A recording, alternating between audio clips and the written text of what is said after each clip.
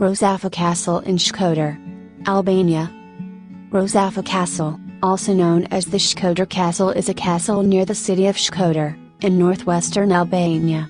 It rises imposingly on a rocky hill, 130 meters above sea level, surrounded by the Buna and Drin rivers. Shkodër is the seat of Shkodër County, and is one of Albania's oldest and most historic towns, as well as an important cultural and economic center. From its ancient Illyrian walls and the medieval ruins of the Balshaj, to the towers of the Bushatllinj, Rozafa Castle is a monumental testament to the beauty of an everlasting fortress.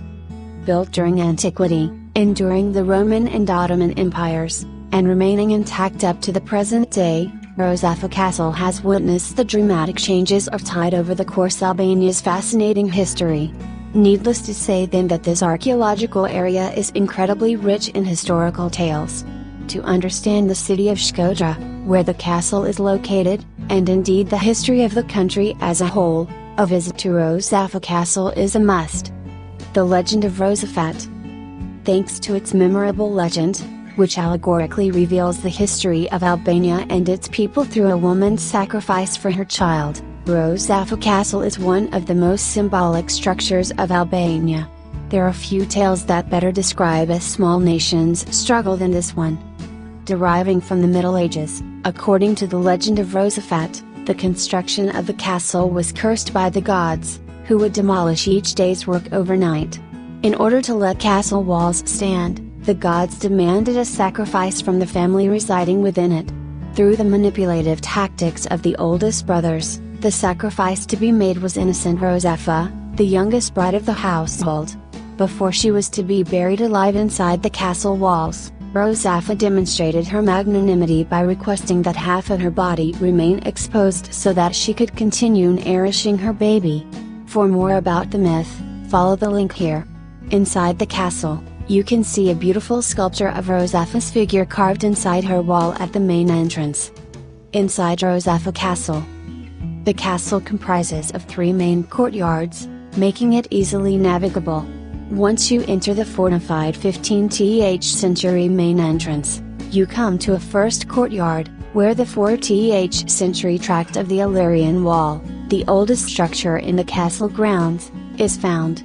Along the first courtyard, you'll also find medieval ruins of cisterns, the towers of the Balshaj, and the former Venetian residences. In the second courtyard are the ruins of the Church of St. Stephen, which is now a mosque, and is certainly deserving some special attention.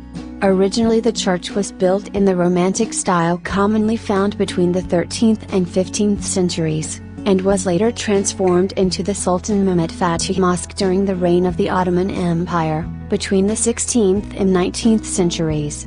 During this time, the Catholic population abandoned the castle, as the space came to be used as a military base. Today, the ruins of this church mosque, which was ultimately abandoned in 1865, symbolize the passage of history that ran through Albania.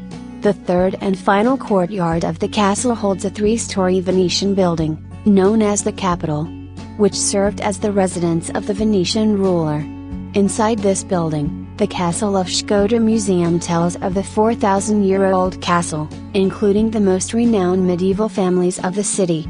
Information about the castle is provided in Albanian and English, as well as Braille. Sightseeing.